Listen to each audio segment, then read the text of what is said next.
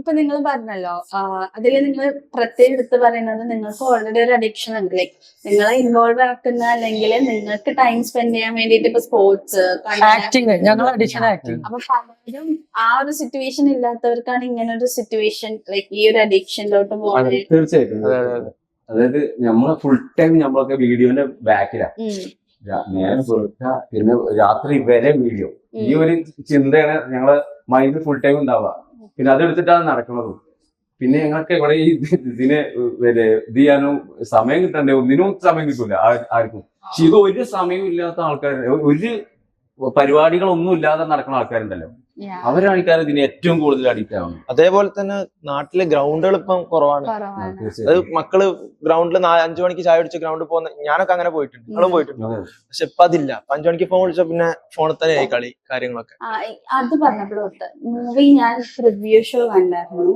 അതിന് എന്നിട്ടുള്ള ഒരു കാര്യം എഴുതി കാണിക്കുന്നുണ്ട്, ലൈക്ക് ഈ മൂവിയില് അല്ലെങ്കിൽ ഈ മൂവിയുടെ സക്സസ് ആണെങ്കിലും ലൈക്ക് കൂടുതൽ ഗ്രൗണ്ട്സ് വരണം, അതാണ് നിങ്ങളുടെ എയിം എന്നുള്ളത്.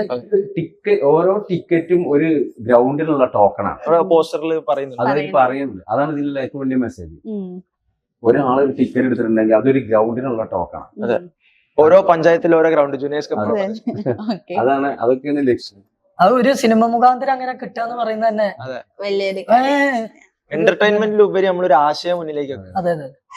പിന്നെ ഇപ്പൊ നിങ്ങളിപ്പോ ഇൻഫ്ലുവൻസേഴ്സ് ആണ്, കോണ്ടന്റ് ക്രിയേറ്റേഴ്സ് ആണ്. സോ നിങ്ങൾ ചെയ്യുന്ന വീഡിയോസും കോമിക് ആയിട്ട് ഉള്ള ഒരു ക്യാരക്ടർ തന്നെയാണ് ഈ മൂവിയില്, ലൈക്ക് അത് സസ്പെൻസ് ആയിട്ട് അങ്ങനെ തന്നെ നോട്ടാ പറയാ. അത് എന്തായാലും കോയാക്കിങ് കുഞ്ഞാപ്പും അല്ല തിരി അല്ല വേറെ ആൾക്കാരാണ്.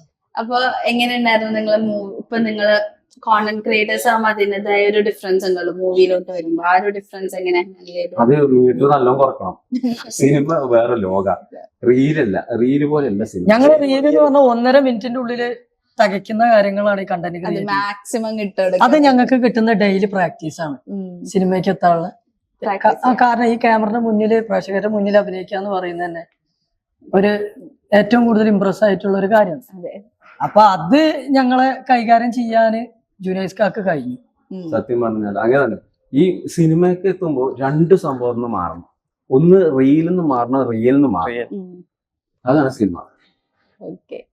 ഞങ്ങളെ ബേസ് ചെയ്തിട്ട് അഭിനയം എന്നുള്ളത് ഒരു നാച്ചുറായിട്ട് കൊണ്ടുപോകാന്നാണ് ഞങ്ങളെ ഒരു സൗന്ദര്യത്തിന്റെ ഇതെന്ന് പറയുന്ന പോലെ അഭിനയത്തിന്റെ ഒരു നാച്ചുറൽ.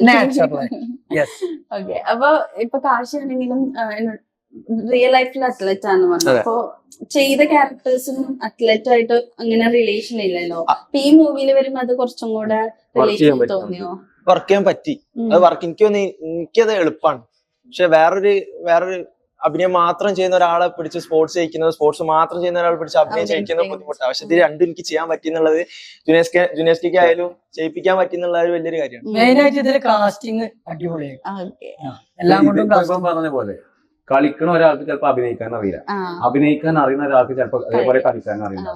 പക്ഷെ 2 ഒത്തണങ്ങി കിട്ടാൻ ഭയങ്കര ടാസ്ക്കാണ്. പക്ഷെ അങ്ങനത്തെ നല്ലൊരാളെ നമുക്ക് കിട്ടിയിട്ടുണ്ട് ഈ പറഞ്ഞു. അതാണ് നമ്മളെ. അതെ.